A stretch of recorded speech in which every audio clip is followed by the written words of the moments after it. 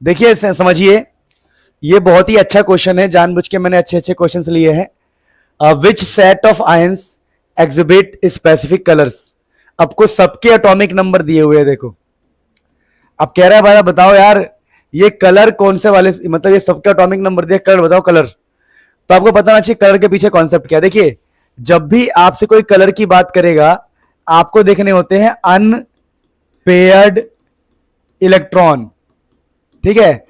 अगर किसी के पास अनपेयर्ड इलेक्ट्रॉन होगा तो वो कलर शो करेगा। अब मुद्दा यह है कि अनपेयर्ड इलेक्ट्रॉन कैसे चेक करेंगे। तो आपको ना फटाफट आइडिया क्या लगाना है कि देखो, पहली बात तो एक तरीका तो यह है कि आपको सबका एटॉमिक नंबर पता है। तो एटॉमिक नंबर जैसे V का दे रखा है, V का कितना है, देखो कहां पर दे रखा है, 23। ये 23। तो कैसे बनाओगे इसका, 23 के लिए इलेक्ट्रॉनिक कॉन्फ़िगरेशन क्या होगी, 3D3 4s2। लेकिन यह है V+3, क्या है +3 का मतलब इसके 3 इलेक्ट्रॉन गायब है। 3 इलेक्ट्रॉन गायब होने का मतलब है कि 2 इलेक्ट्रॉन यहां से और 1 इलेक्ट्रॉन यहां से। तो क्या इसके पास अनपेयर्ड इलेक्ट्रॉन है, तो ये वाला बंदा कलर शो कर सकता है, V+2 कलर शो कर सकता है क्या, हाँ ये भी कर सकता है, ये भी कर सकता है, ठीक है।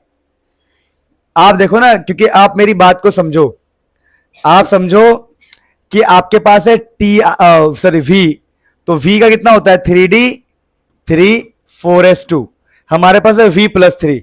तो चलो V+3 करते, +3 का मतलब 3 इलेक्ट्रॉन गायब, तो 2 इलेक्ट्रॉन यहां से जाएगा और एक यहां से, तो 3D1 बनेगा।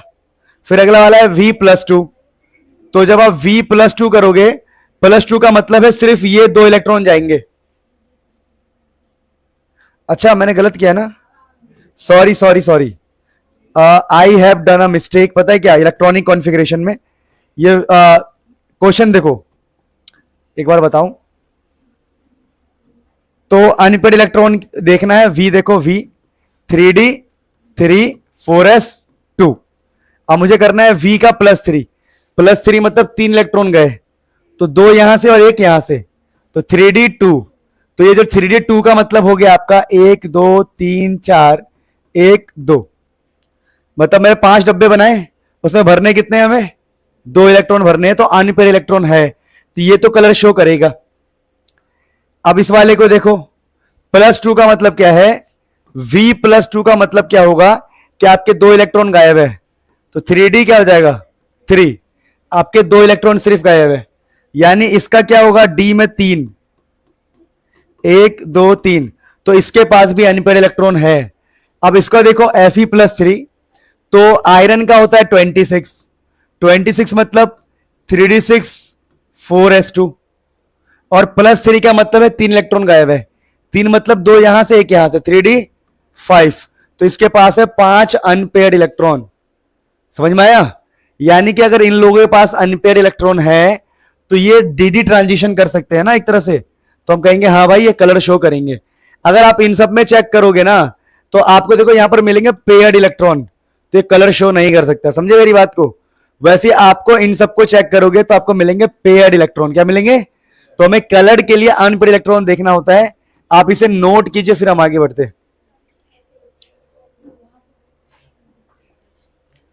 देखिए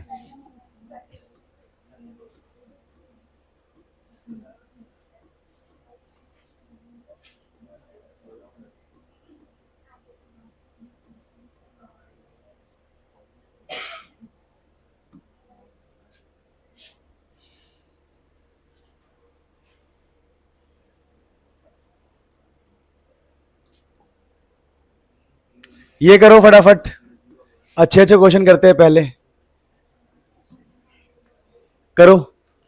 विच of the following transition metal shows +1 +2 oxidation state, +1 भी शो करे +2 भी, तो पता ही है कौन शो करता है, कॉपर शो करता है ना। ये तो इजी है बहुत, कराने की जरूरत है क्या, ये तो बहुत इजी इजी क्वेश्चंस है। आगे देखो, चलो अभी हम ना एमसीक्यू छोड़ के थ्योरेटिकल क्वेश्चन करते हैं, एमसीक्यू तो आप कर ही लोगे। डी एफ एन ब्लॉक, तो एससी का 21 होता है, तो एससी का इलेक्ट्रॉनिक कॉन्फ़िगरेशन होगा 3D1 4s2। ये इलेक्ट्रॉनिक कॉन्फ़िगरेशन आपको आनी चाहिए, ठीक है। तो ये आपका हो गया एससी के लिए 3D1 4s2, पर ये एससी प्लस 3 का मतलब 3 इलेक्ट्रॉन गायब करने हैं, तो 2 और 1 तीनों गायब, तो एससी क्या हो जाएगा बताओ? एससी हो जाएगा 3D0। जीरो का मतलब जीरो, सॉरी 10 लिख दिया मैंने, जीरो मतलब 3D0 हो जाएगा बिल्कुल, 4s भी जीरो। तो यहां पर तो अनपेड इलेक्ट्रॉन नहीं है, तो ये कलर शो नहीं करेगा। अब इसका निकाल के देखना, इसका निकाल के देखना, इसका निकाल के देखना, अपने आप आइडिया लग जाएगा। तो विच of the following cations, cations का मतलब हो गया मोर देन वन आंसर हो सकते हैं। अब इसका अगर हम करके देखें V+3 का, तो V का होता है 23, तो ये हो गया आपका 3D3 4s2। अब वो कह रहा है +3 का मतलब 3 इलेक्ट्रॉन गायब है, 3 गायब होने का मतलब 2 यहां से 1 यहां से, तो बचेगा 3D2, और 3D2 का मतलब कि D के अंदर 2 अनपेयर्ड इलेक्ट्रॉन है, मतलब ये कलर शो करेगा।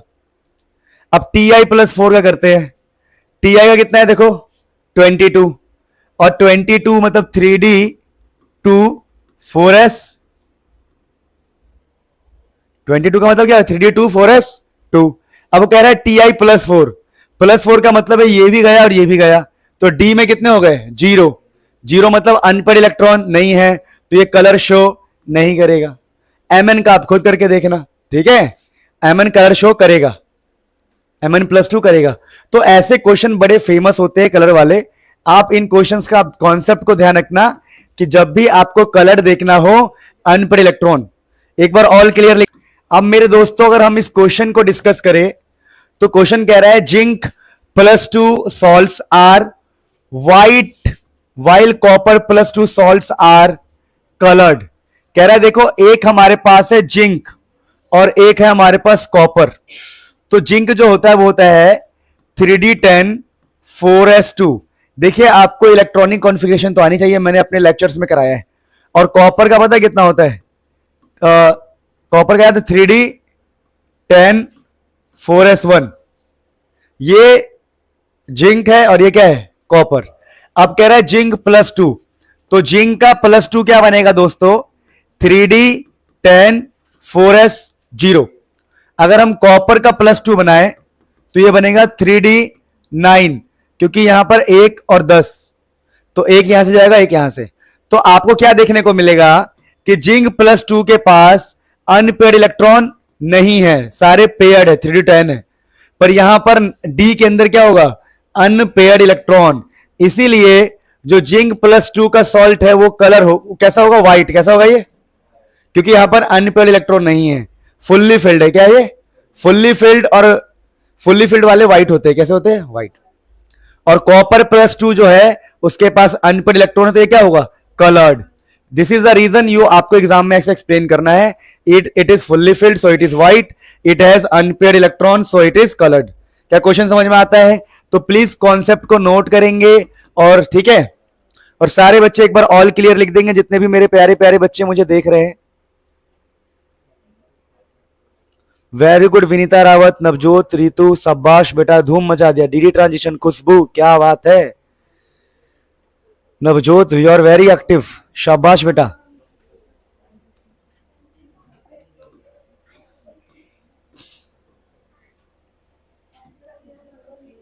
चलिए दोस्तों, चलो चलो छैया छैया। अरे कल मैं सोच रहा था एक वो ले लेते, क्या बोलते हैं, बैंकेट हॉल ले लेते, एक बैंकेट बोल रहा हूँ, सॉरी क्या बोलते हैं उसे, हाँ कोई भी एक हॉल लेते, आप लोगों को पार्टी देते आपको बढ़िया, डीजे वजे के साथ एकदम, हाँ बारात घर टाइप में बढ़िया सी पार्टी देते, खतरनाक है। किसी के पास जगह का अवेलेबल है क्या?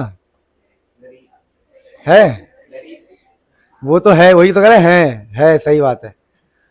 आपने कहा ना गरीब है, मैंने कहा हाँ है। कह रहा हंसना था, हाँ हाँ हाँ हाँ हंसना था। मेरी आवाज चेंज हो गई है क्या? मेरी थोड़ी सी तबीयत लग रही है खराब है।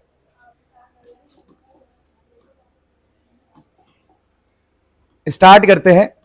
स्टार्ट क्या करने जा रहे हैं हम? स्टार्ट कर रहे हैं। क्या स्टार्ट कर रहे हैं? देखो कि give reason. Many of the transition elements are known to form interstitial compound.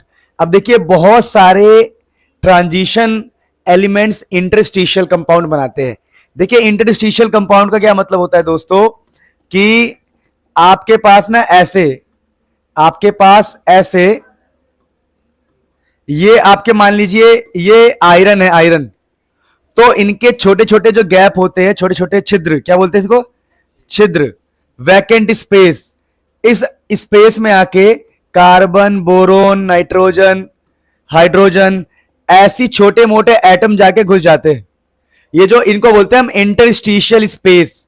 तो इंटरस्टिशियल स्पेस में ये छोटी मोटी चीजें जाके क्या हो जाती है? छोटी मोटी चीजें जाके घुस जाती है।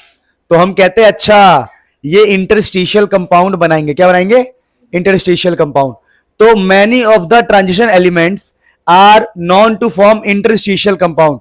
इंटरस्टिशियल कंपाउंड क्या होता है? ये जो छोटे मोटे जगह होती है, जो खाली गैप होता है, उन गैप्स में जाके कार्बन का, बोरोन का, नाइट्रोजन का, हाइड्रोजन का घुस जाना। तो जो कंपाउंड बन के रेडी होता है उसको बोलते हैं इंटरस्टिशियल कंपाउंड। अब मुद्दा यह कि बनाते ही क्यों है? क्योंकि गैप होता है। तो रीजन क्या है? रीजन है due to presence of vacant space. Vacant space, इसका डिटेल्ड मैं आपको पढ़ा चुका हूं, फिर भी इतना भी लिख दोगे चल जाएगा 1 मार्क्स में, कि इनके बीच में क्या हो? Due to presence of vacant space between the atoms, between the metals, metal atom of transition element. समझे मेरी बात को? कि जो ट्रांजिशन एलिमेंट्स होते हैं, क्या बोला मैंने? जो ट्रांजिशन एलिमेंट्स होते हैं उनके मेटल एटम्स के बीच में क्या होता है? गैप। तो due to presence of vacant space between the metal atom of transition elements interstitial compound बनता है। इंटरस्टिशियल अंदर आके बन जाता है, ये कार्बन ऑर्गन घुस जाते हैं। So it was a very easy question. इसे नोट कर लीजिए, या नोट नहीं, इसको एक बार रीड कर लो, फिर हम आगे बढ़ते हैं। दोस्तों ऑल क्लियर एवरीवन? इसका पीडीएफ दे चुका हूं मैं ऑलरेडी बेटा। Very good Navjot, you are very active, शाबाश। श्रुति वेरी गुड बेटा। विनीता वेरी गुड बेटा, बहुत बढ़िया, बहुत बढ़िया, बहुत सुंदर। देखिए दोस्तों अगला क्या है, क्वेश्चन पढ़िए। इन 3D सीरीज मेरे प्यारे बच्चों, I will ask the question from the Saifi. ठीक है, देखिए दोस्तों नोट कीजिए क्या लिखा है। In 3D series the enthalpy of atomisation of zinc is low. इसका इंथैल्पी ऑफ एटमाइजेशन पढ़ा आप लोगों ने मुझसे? तो इसका एंथैल्पी ऑफ एटमाइजेशन लो होता है, क्यों? This question is from the NCERT और एग्जाम में आया है। देखिए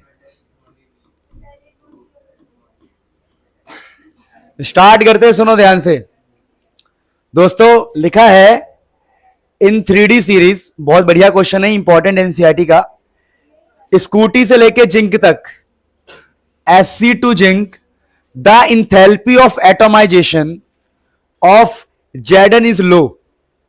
कह रहा है जिंक के लिए इंथैल्पी ऑफ एटमाइजेशन लो है। इंथैल्पी ऑफ एटमाइजेशन का मतलब होता है एटम्स को ब्रेक करना, एटम्स को। तो ये कह रहा है कि एटम्स को ब्रेक करना इजी है, एटम्स को ब्रेक करना इजी है। जिंक सॉफ्ट है। जिंक क्या है? जिंक सॉफ्ट इसलिए है, ये हम पढ़ चुके हैं, फिर भी देखिए जिंक का होता है 3d10 4s2। इसके पास होते हैं पेयर्ड इलेक्ट्रॉन, फुल्ली फिल्ड, यानी ये है सेटिस्फाइड बिल्कुल। तो ये ना मेटेलिक बॉन्डिंग नहीं करता है। तो इसका आंसर है due to absence of unpaired electron. ठीक है ना, ठीक है ना। तो मेटेलिक बॉन्ड जो नहीं होता, तो यहां पर बहुत ही वीक होगा या ना के बराबर होगा। ठीक है ना। तो due to presence of unpaired electron, ठीक है ना, no metallic, no strong metallic bond. यहां पर स्ट्रॉन्ग मेटेलिक बॉन्ड फॉर्म नहीं होता, मेटेलिक बॉन्ड इज फॉर्म्ड। यहां पर जो मेटेलिक बॉन्ड होती है फॉर्म्ड होती नहीं है। ठीक है ना। So no strong metallic bond is formed. यहां पर स्ट्रॉन्ग मेटेलिक बॉन्ड फॉर्म होने वाला नहीं है, इसीलिए इंथैल्पी ऑफ एटमाइजेशन कम होगा, यानी उसके एटम्स को तोड़ने में एनर्जी कम लगानी पड़ेगी। लो इंथैल्पी ऑफ एटमाइजेशन का क्या मतलब है कि एटम को तोड़ना आसान है। क्यों आसान है? क्योंकि इसके पास अब्सेंस ऑफ अनपेयर्ड इलेक्ट्रॉन होता है। भैया जो इलेक्ट्रॉन है वो तो अब्सेंस है, तो यहां पर नो स्ट्रॉन्ग मेटेलिक बॉन्ड, यहां पर स्ट्रॉन्ग मेटेलिक बॉन्ड जो हो सकती थी वो नहीं हो पा रही है। मेरी बात समझे? तो ये क्वेश्चन अच्छा था, आप यहां से इसको समझ सकते हैं, फिर हम अगले क्वेश्चन पे बढ़ेंगे। अब देखिए अगला क्वेश्चन क्या है, अच्छा क्वेश्चन है।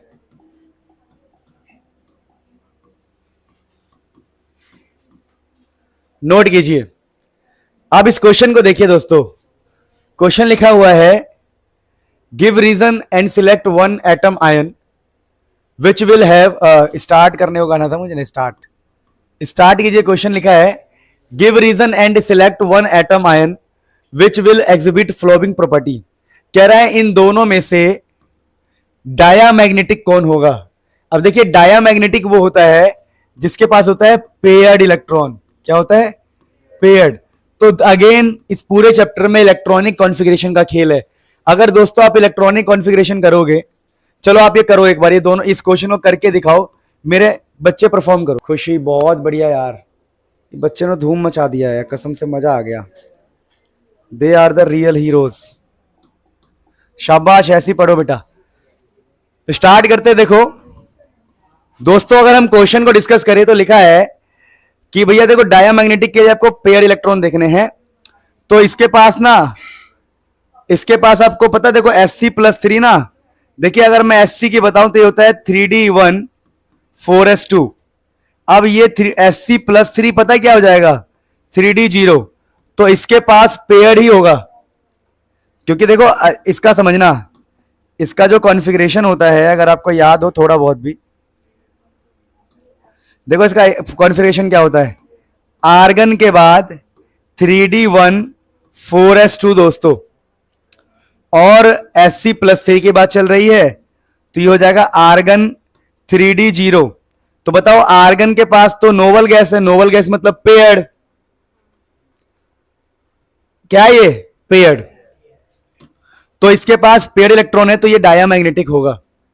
और ये आपका कैसा होगा बताओ? Para magnetic. आप करके देख लेना, ठीक है, करके देखना। अब इसमें इन लोगों से high melting and boiling point, इन दोनों में क्रोमियम और कॉपर में किसका high melting and boiling point होगा? तो भैया देखो हाई मेल्टिंग या बॉइलिंग पॉइंट इस बात पर डिपेंड करता है कि अनपेयर्ड इलेक्ट्रॉन कितना है। अगर ज्यादा अनपेयर्ड इलेक्ट्रॉन होगा तो मेटेलिक बॉन्डिंग स्ट्रांग होगी। मेरी बात नहीं समझे? अगर मैं सिंगल हूं तभी तो मैं मिंगल होना चाहूंगा, वही वाली बात है कि अगर इलेक्ट्रॉन अनपेयर्ड हुए ज्यादा तो वो पेयर्ड होंगे, बॉन्डिंग बनाएंगे तो स्ट्रांग, ठीक है, बॉन्डिंग बनाएंगे तो स्ट्रांग मेटेलिक बॉन्डिंग होगी, और स्ट्रांग बॉन्डिंग होगी तो high melting and boiling point. यानी हाई मेल्टिंग और बॉइलिंग पॉइंट इस बात पर डिपेंड करता है कितने नंबर ऑफ इलेक्ट्रॉन है, नंबर ऑफ अनपेयर्ड इलेक्ट्रॉन। तो आपको यह देखना पड़ेगा दोस्तों कि यहां पर अनपेयर्ड इलेक्ट्रॉन किसके पास ज्यादा है, तो ऑब्वियसली क्रोमियम के पास अनपेयर्ड इलेक्ट्रॉन ज्यादा होंगे। आप इलेक्ट्रॉनिक कॉन्फ़िगरेशन कर सकते हैं। देखो इसका होता है 3d5 4s1, और ये होता है ना 3d5 4s1। इसका देखोगे, अच्छा 3d5 4s1 ही होता है ना इसका। Exceptionally half field stable copper, copper क्या होता है 3d4s1। तो ऑब्वियसली इसके पास अनपेयर्ड इलेक्ट्रॉन है तो इसका ही ज्यादा होगा, ठीक है। पर बात समझ पा रहे हो? बात समझ नहीं आई यही? लेकिन कई बार ना ध्यान रखना, ये कॉन्सेप्ट मैंने आपको सिखाया होगा। कई बार जैसे दो बातें आ गई, कोई अगर हाफ फील्ड है ना, हाफ फील्ड, तो कई बार हाफ फील्ड का भी लो मेल्टिंग पॉइंट होता है, क्योंकि ये स्टेबल होते हैं ना, तो ये चाहते हैं हम बॉन्डिंग ना करें। लेकिन यहां नहीं समझे, मैंने कहा मैं हाफ फील्ड हूं और किसी के पास 4 इलेक्ट्रॉन है, तो 4 इलेक्ट्रॉन वाला चाहेगा ज्यादा बॉन्डिंग करना, लेकिन मैं हाफ फील्ड हूं तो मैं कम बॉन्डिंग करना चाहूंगा। क्यों? क्योंकि मैं स्टेबल हूं। तो कुल मिला के कहानी यह है कि इस क्वेश्चन में तो चलो चल गया, कोई दिक्कत नहीं, हर क्वेश्चन में चल जाएगा कि अगर आपके देखो यहां पर ये भी स्टेबल है, ये भी क्या है स्टेबल, पर इसके पास क्या है, अनपेयर्ड इलेक्ट्रॉन, इसलिए ये मेटेलिक बॉन्डिंग करेगा और इसका high melting and boiling point होगा। बाकी डिटेल में समझने के लिए आपको थियरीज तो मेरी आनी चाहिए जो मैंने आपको सिखाया है, ठीक है। थियरीज में हम पहली बात कर चुके हैं, just we are doing something like कि भाई चलो थोड़ा मजा ही ले लेते हैं। आप सोचिए, मैं पहले आप लोगों से पूछता हूं फिर हम आगे बढ़ेंगे। सोचिए एक बार और। बहुत बढ़िया, सही आंसर है, बहुत बढ़िया, आई कैन सी। देखिए क्वेश्चन है, the Mn+2 compounds are more stable than Fe+। अब कह रहे देखो Mn+2 है ना, वो ज्यादा स्टेबल है एज कंपेयर टू Mn+3। वैसे ही Fe+2 और Fe+3 को देखा जाए तो कह रहे, देखिए इसका कहने का क्वेश्चन मतलब क्या है, Mn+2 मोर स्टेबल देन Fe+2। कहने का क्या मतलब है कि दो चीजें हैं। देखिए कहने का मतलब दो चीजें है कि एक है आपके पास Mn का +2 और एक है आपके पास Fe का +2। अब क्वेश्चन ये है, कह रहे हैं Mn+2 ज्यादा स्टेबल है, मतलब Mn+2 को हमें Mn+3 में लेके जाना है और वैसे Fe को भी Fe+3 में लेके जाना है, लेकिन ज्यादा स्टेबिलिटी इस वाले केस में होनी है। ऐसा क्यों? तो देखिए Mn की अगर हम बात करें तो Mn हमारा होता है 3d5 4s2 और Mn+2 का मतलब है यह है 3d5। तो सीधी सी बात है 3d5 ज्यादा स्टेबल होगा ना। अब इस वाले केस में क्या है, Fe की बात करें होता है 3d6 4s2 और Fe+2 का मतलब होगा दो इलेक्ट्रॉन गायब, दो गायब होने का मतलब है 3d6। अब वो कह रहा है कि ये ज्यादा स्टेबल नहीं है। क्यों? क्योंकि अगर ये +3 में आएगा तब जाके क्या होगा, ये 3d5 +3 का मतलब तीन इलेक्ट्रॉन गायब होंगे, दो यहां से यहां से, तो अब ये ज्यादा स्टेबल होगा। यानी अब हम क्वेश्चन समझ पा रहे हैं कि अगर Fe+2 को Mn+2 को Mn+3 जाना है तो Mn+2 ज्यादा स्टेबल होगा, लेकिन अगर Fe+2 को Fe+3 जाना है तो इसका +3 ज्यादा स्टेबल होगा। क्वेश्चन यही है कि Mn+2 ज्यादा स्टेबल है एज कंपेयर टू Fe+2। अगर वो दोनों किस में कन्वर्ट हो रहे हो, +3 में, तो भैया देखो सिंपल सा लॉजिक है, अगर ये +3 में जाएगा तो अनस्टेबल हो जाएगा, लेस स्टेबल हो जाएगा, और ये जब +3 में जाएगा तो स्टेबल हो जाएगा।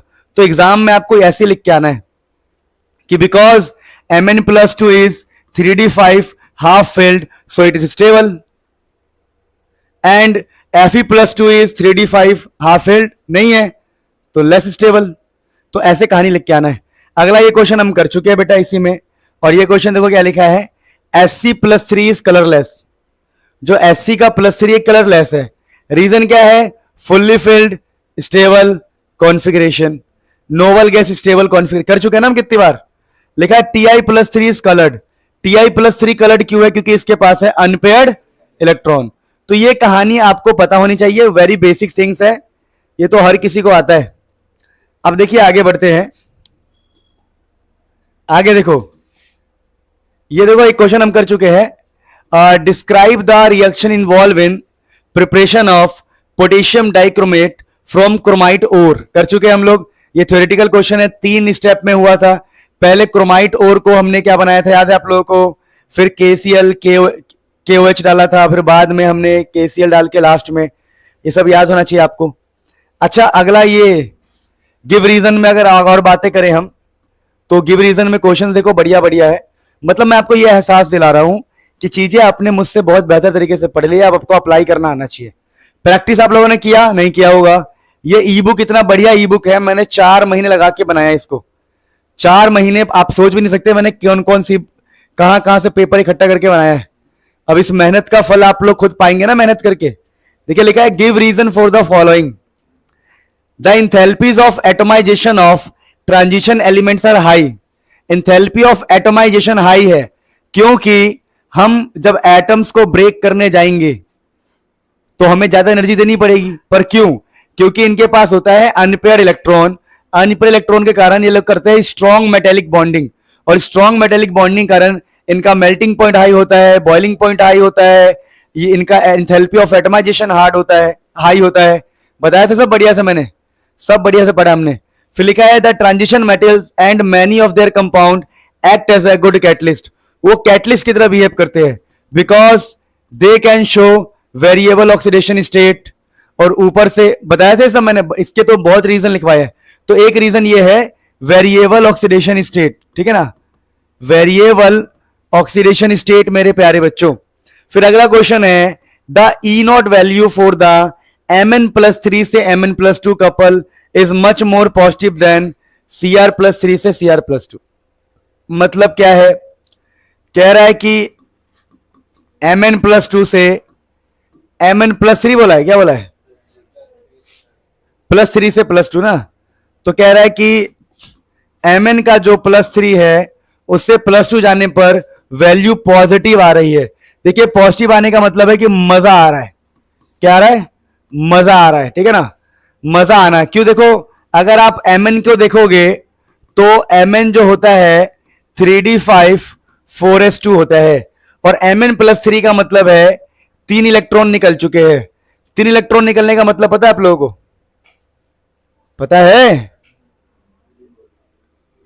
3d4, और यहां पर +2 2 इलेक्ट्रॉन निकलने का मतलब है 3d5। तो कह रहा है कि 3d4 से 3d5 जाने पर वैल्यू पॉजिटिव आएगी, क्योंकि जब Mn+3 Mn+2 बनेगा वो हाफ फिल्ड स्टेबल कॉन्फ़िगरेशन को पालेगा। तो इस क्वेश्चन का आंसर आप बहुत इजीली कर सकते हो कि the E not value for Mn+3 से Mn+2 इज पॉजिटिव होता है एज कंपेयर टू Cr+3 से Cr+2। अब Cr का क्या खेल है, Cr का समझ लेते हैं।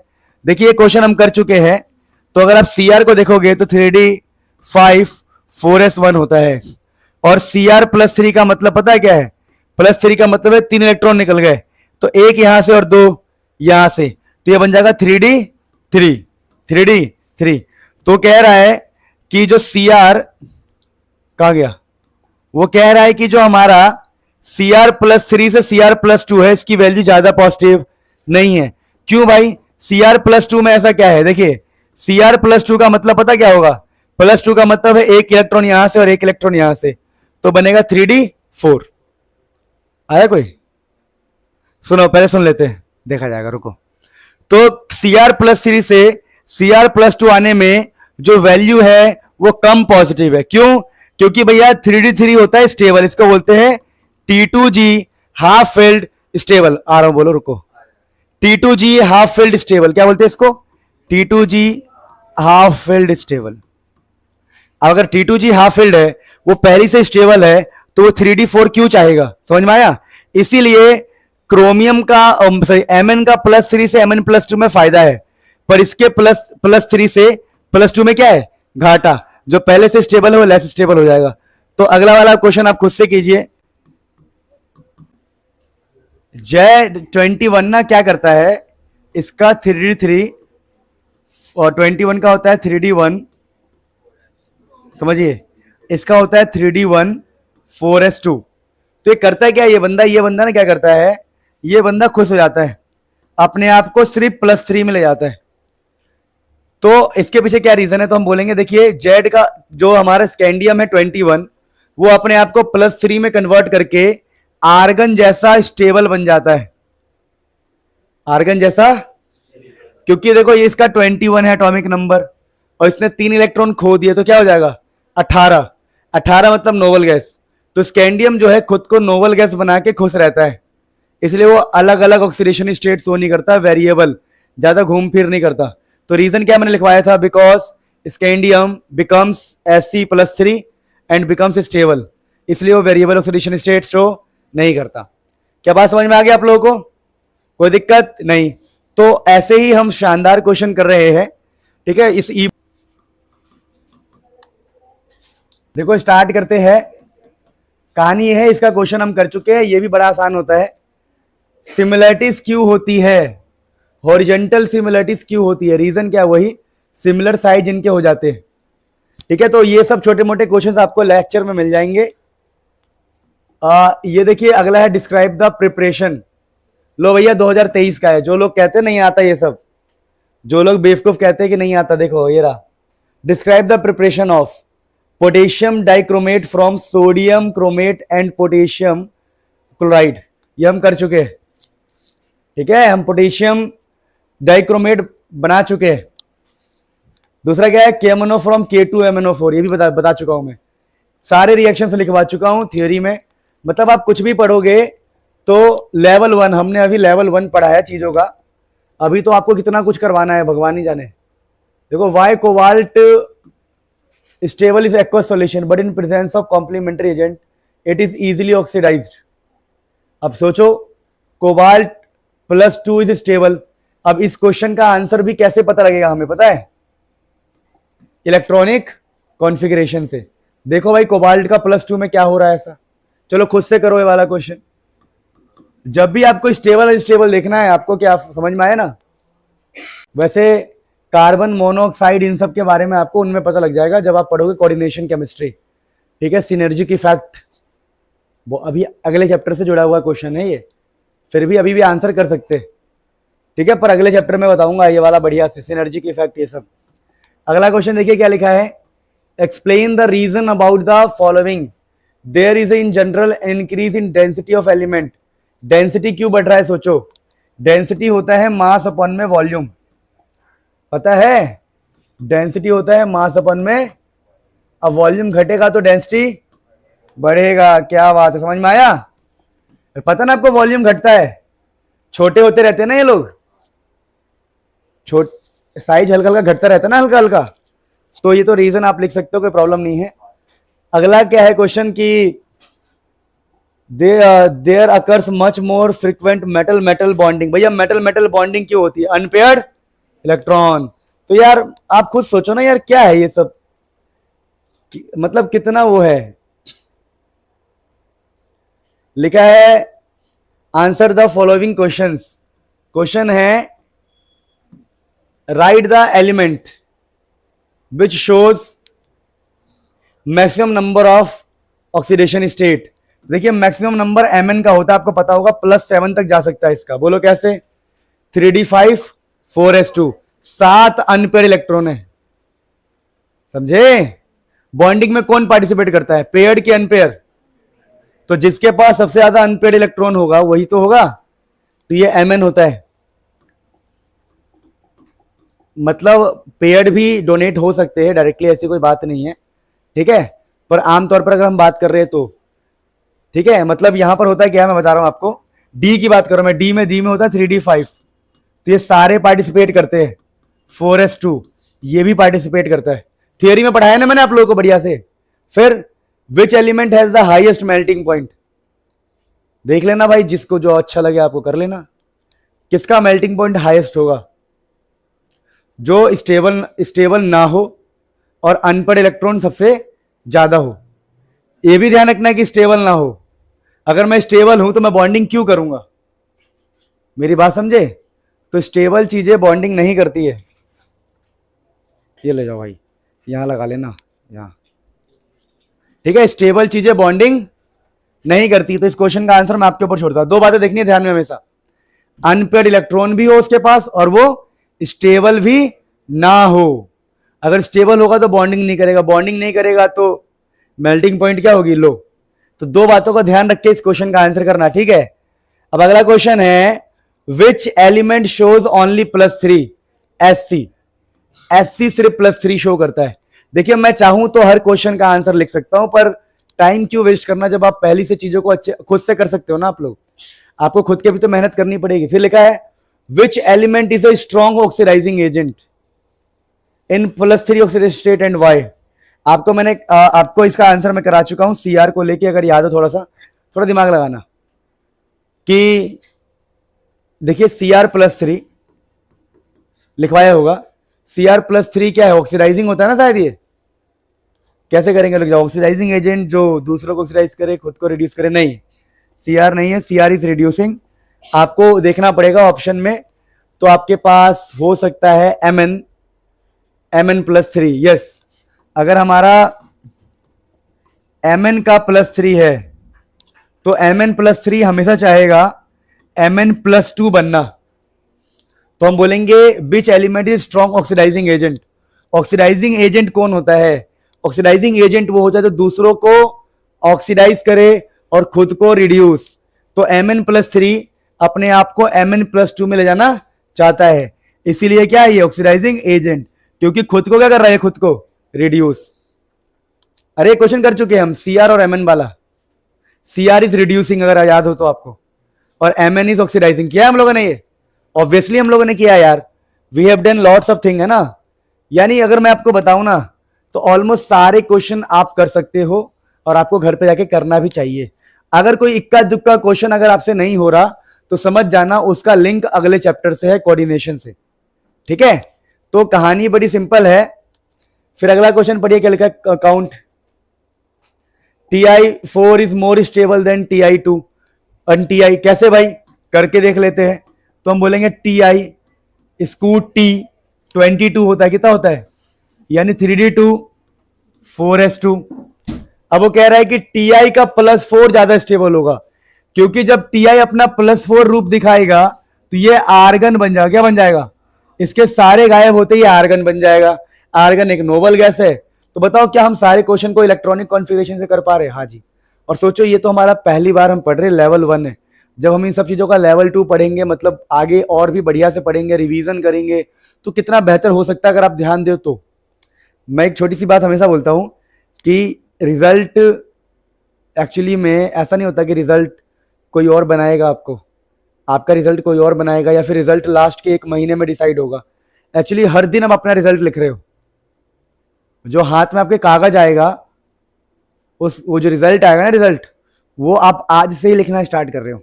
सच बता रहा हूं मैं आपको, आज ही से अपना आप रिजल्ट, बोलते ना जीवन एक कोरा कागज है। कोरा कागज समझते हो? जीवन is a, life is a canvas, plain canvas. Canvas समझते हो? कहते life is a plain canvas. किसी को यहां अंधेरा नजर आता है और किसी को कलरफुल नजर आता है। क्योंकि देखो, अगर मैं अपनी लाइफ में यहां कलर भरूंगा, कलर मेहनत से, तो बाद में भी कलर ही दिखाई देगा ना भाई, बहुत ऑब्वियस सी बात है।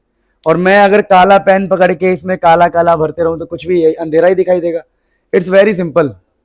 Life is a plain white canvas. उसमें जैसे कलर आप भरोगे वैसा ही कलर आपको दिखाई देगा। आप उसमें काला रंग भर लीजिए, नर्क बना लीजिए, वो आपके हाथ में है। उसमें रंगोली भर दीजिए, वो आपके हाथ में है। हाँ, काला रंग भरना बड़ा आसान है, यूं पकड़ा काला रंग को और यूं कर दिया, हो गया। लेकिन इसमें रंगोली बनाना बड़ा टफ है, लेकिन जितना टफ है उतना ही मजा आता है देखने में। पता ना आप लोगों को ये बात? तो लाइफ में रंगोली भरो भैया, ठीक है। तो लाइफ में रंगोली मेहनत से ही भर सकते हैं, अब देख लो अपने हिसाब से। मतलब बहुत सिंपल फिलॉसफी है, वट एवर यू पुट वैसा ही आपको मिलेगा। चाहे खाने पीने से ले लो, चाहे कुछ भी ले लो, ठीक है ना। आप अगर ऑयली चीजें खाओगे तो आपको फेस पे, बॉडी पे नजर आएगा। हेल्दी चीज खाओगे तो वो अलग नजर आएगा, ये होता है। अच्छा, उसको क्यों देख रहा था? वो तो ऑयल छूता भी नहीं होगा। छूते हो ऑयल? पीते हो ऑयल? कौन सा ऑयल पी रहा है भाई तुम, जो मुझे भी ऑफर कर रहा है? नहीं भाई, मुझे ऑयल इतना पसंद नहीं है, सच बताऊं तो। देखो, in case of transition element ions the same change decrease radius. कह रहा रेडियस डिक्रीज होता है। रेडियस डिक्रीज क्यों हो रहा है पता ना आप लोगों को? बता रखा है मैंने। रेडियस क्यों डिक्रीज होता है समझ में आ रहा है? एक तो ये रीजन है, लेंथनोइड कॉन्ट्रैक्शन बोल दो, एक्टिनोइड कॉन्ट्रैक्शन बोल दो। अच्छा, ये बात कर रहा है ट्रांजिशन एलिमेंट्स की, तो ट्रांजिशन एलिमेंट्स में हम रीजन लिखेंगे due to poor shielding of d orbitals. और इनर ट्रांजिशन में होता है एफ। दो है, एक है ट्रांजिशन एलिमेंट और एक है इनर ट्रांजिशन एलिमेंट। तो ट्रांजिशन एलिमेंट में आपको बताना है डी ऑर्बिटल की पुअर शील्डिंग। पुअर शील्डिंग की वजह से ये होता है। चलिए, zinc is a comparatively soft metal, बता रखा मैंने यार। जिंक का फुल्ली फिल्ड है, no strong metallic bonding. Metallic bonding स्ट्रॉन्ग नहीं होती है। मतलब अगर आप एक बार मेरे लेक्चर्स को देख लोगे तो I think all of the questions you are going to solve. लिखा है, देखो, कोई मेटल है, मेटल, इन सब के लिए वैल्यूज अलग अलग आ रही है। अरे यार, कह रहे हैं इन सब के लिए ना अलग अलग वैल्यू है। For the first transitional metals, E note values किसी की नेगेटिव है, नेगेटिव है, नेगेटिव है, नेगेटिव है, नेगेटिव है, इसकी पॉजिटिव है, क्योंकि लिखा, और यहां पर मेटल लिखा, मेटल मतलब कि कॉपर +2 से कॉपर 0 पॉजिटिव वैल्यू आ रही है। दिख रहा है आप लोगों को? कॉपर +2 दिख रहा है आपको? कॉपर +2, ये एम लिखा है, मेटल +2 से एम, ये मेटल है, मेटल। ठीक है, समझे मेरी बात को? तो ये या सबको छोड़ो, ये मेटल से मेटल्स, एम एन नहीं है ये, ठीक है।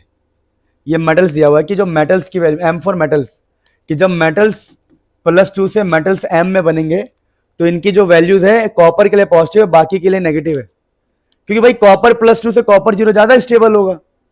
नहीं समझे मेरी बात को? इसीलिए तो बताओ यार क्या प्रॉब्लम है? क्या आप घर से एनसीईआरटी के बेसिक क्वेश्चन तो करके जाओगे ही? ये एग्जांपल्स वाले क्वेश्चन है, या जितना मैंने ई बुक में डाला है, यकीन मानो एनसीईआरटी एग्जाम्पलर हो, चाहे वो जितने भी आज तक के बोर्ड्स के पेपर, मेरे पास पूरा बंडल पड़ा हुआ है, सारे बंडल से इकट्ठा करके उनमें से क्वेश्चन निकाल के हर चैप्टर के बनाए हैं। दीज आर अमेजिंग क्वेश्चंस, इससे बाहर कुछ नहीं आना। बस इन क्वेश्चंस के पीछे पागल हो जाओ, आंसर नहीं मिल रहा, इंटरनेट से ढूंढो, अपनी मेहनत करो, है ना? तो फिर तो धूम मचा दोगे आप लोग, डरना नहीं है बस। देखिए दोस्तों, अगला क्वेश्चन क्या है? What is meant by disproportionation oxidation state? ये बता चुका हूं मैं आप लोगों को कॉपर के लिए।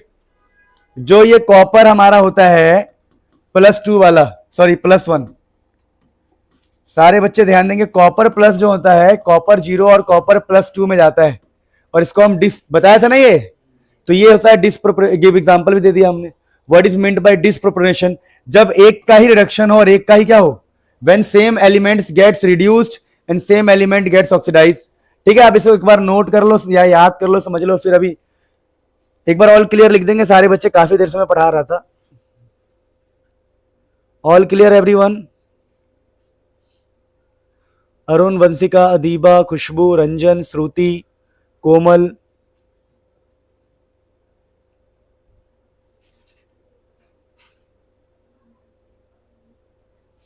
देखिए हम कितना भी क्वेश्चन डिस्कस कर ले, आपको सारे क्वेश्चन आते होंगे। अगला क्वेश्चन देखो, Fe+3 is more stable then Fe+2। यार व्हाट, क्या करोगे अब? ठीक है, क्या ही करोगे अब? कोई भी क्वेश्चन ले लो, कोई भी क्वेश्चन ले लो,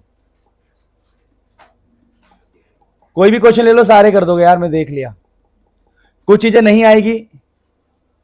देखो ये क्वेश्चन देखो,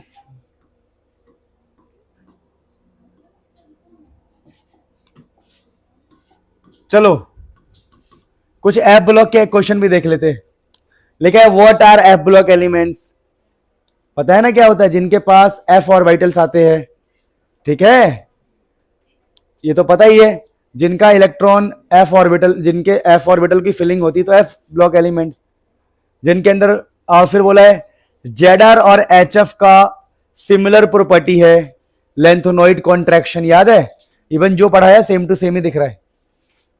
जेडर और एच एफ का, इसको बोलते हैं लेंथोनॉइड कॉन्ट्रैक्शन की वजह से। आप थ्योरी पढ़ो तो सही एक बार, वैसे ही आप देखोगे तो आपको मिलेगा why are f block element placed at the bottom of the periodic table, give the name of the series present in the block। अब देखिए, आपको ये क्वेश्चन थोड़ा सा आपको खुद दिमाग लगाना है, ये मैं होमवर्क दे रहा हूं, अच्छा क्वेश्चन है, पर ये क्वेश्चन आपके सिलेबस से अब हट चुका है, ये बहुत पुराने पेपर में एक बार आया था। दिख रहा है आपको? HP SB आप पहली बार ही सुन रहे होंगे, ठीक है, ये आपके सिलेबस में नहीं है ये वाला क्वेश्चन, ठीक है। ये पहले आते थे, एक ही क्वेश्चन आते थे और पूरा एक पेज लिखना होता था। एक जमाना था जब पेपर्स में सिर्फ 10 क्वेश्चन आते थे, 20 क्वेश्चन आते थे, कॉम्पिटिशन में एग्जाम, अभी भी होता है, कॉलेज में आते हैं सिर्फ 3 क्वेश्चन, कॉलेज में 3 क्वेश्चन आते हैं और आपको भरने होते हैं 300 पेज, ठीक है। तो वही वाली बात है, ये पुराने जमाने का क्वेश्चन, आप ट्राई कर लेना नॉलेज के लिए। अदरवाइज देखो ये question, the member of actinoid series exhibit larger number of oxidation state, याद है आपको? क्योंकि मैंने कहा था, कहानी कहा था, 5s, जो S वाले, F वाले और D वाले सारे इलेक्ट्रॉन पार्टिसिपेट करते हैं, इसलिए उनका larger number of oxidation state होता है। तो बोलते रहा हूं, टेंशन मत लो। फिर लिखा है व्हाट इज लेंथोनॉइड कॉन्ट्रैक्शन, शर्म आ जाए अगर हम ये ना कर पाए तो, ठीक है। फिर क्वेश्चन है in the transition series starting from lanthanum, next element, ठीक है। Why do we observe the jump in atomic number? अब यही वाला क्वेश्चन आ गया कि एकदम से एटॉमिक नंबर में जंप क्यों हो जाता है, मतलब वहां से हटा के हम अलग क्यों दिखाते। तो ये आप ट्राई करना खुद से ये वाला क्वेश्चन, ठीक है। फिर अगला क्वेश्चन देखो, compare chemistry of actinoids and lanthanoids. Electronic configuration दोनों का लिख दोगे। फिर ऑक्सीडेशन स्टेट +3 है, एटॉमिक एंड आयोनिक साइजेस दोनों का ही घटता है लेंथोनाइड कॉन्ट्रैक्शन की वजह से। एक्टिनॉइड कॉन्ट्रैक्शन स्ट्रांग होता है, ज्यादा घटेगा साइज। मैंने पहले कहा था ये पढ़ने के लिए, ठीक है। फिर chemistry of actinoid is complicated as compare to lanthanoids. Reason क्या है बताओ? क्योंकि एक्टिनॉइड्स कहीं ना कहीं एटॉमिक नंबर बढ़ जाता है, वो रेडियो एक्टिव की तरफ होते जाते, क्या बन जाते हैं? रेडियो एक्टिविटी की तरफ बढ़ने लग जाते हैं, ठीक है ना। क्या बोला मैंने? रेडियो एक्टिविटी की तरफ बढ़ने लग जाते हैं। मतलब ये क्वेश्चन जो है ये आप ट्राई करना है। देखो कुछ चीजें ऐसी होती हैं जो आपको नहीं आ रही होगी, पर उसको इंटरनेट की हेल्प से हम कर सकते हैं। देखिए आपको ये बात पता कब, इस क्वेश्चन का आंसर आप कब कर पाते? जब आप मेरे से पूरा सिलेबस पढ़ लोगे, क्योंकि आगे हम आपको बताएंगे न्यूक्लियाई चैप्टर में कि रेडियो एक्टिविटी क्या होती है, ठीक है ना। तो कई सारी चीजें ऐसी होती है जो आगे से कनेक्टेड होता है, तो टेंशन लेने की जरूरत बिल्कुल नहीं है। बस क्वेश्चन को देखो और कॉन्फिडेंस पाओ। देखो ऑरेंज कलर ऑफ C2O7 बता चुका हूं मैं आपको। Changes to yellow been treated with what? Alkali, क्योंकि वो कन्वर्ट हो जाता है, पढ़ा है ना हम लोगों ने, बेस डालते हैं तो। फिर लिखा है कॉपर प्लस और कॉपर +2 में which ion is unstable? Copper +1 is unstable. मैं बोलते रहा whatever question you pick you have the answer. ये रहा लेंथोनाइड कॉन्ट्रैक्शन। अरे यार you are going to have all kind of questions. हर देखो ना कहां कहां से मैंने क्वेश्चन निकाला है। देखो आप ये सोचो कि कितनी मेहनत लगी होगी इसके अंदर। तो कुल मिला के ये सारे PDF आपके पास है। You all have to do is what one thing, इसके सारे आंसर लेके आने की जिम्मेदारी है किसकी? आइए छोटी वाली बच्ची आई है हमारी। नहीं नहीं नहीं, आलिया नहीं आई? आलिया, हाँ आलिया, आप करके दिखाओगे सारे क्वेश्चन के आंसर, ठीक है। आपकी जिम्मेदारी है, क्योंकि आप पे भरोसा मैं कर सकता हूं। बाकी सारे बच्चे ट्राई करना। सबसे कम पढ़ाई जो कर रहा है एक ही लड़का है, आदिल, है ना। कम पढ़ाई कर रहा है, कहाँ ध्यान है आजकल है? तुम्हें तो पता होगा, तुम्हारा कोविड स्कूल नहीं है? इसे कोविड का मतलब ही नहीं पता था। लड़कों का स्कूल है, फिर तो पढ़ाई कर रहा है ये। चलो गाइस, एक बार ऑल क्लियर लिख देंगे सारे बच्चे।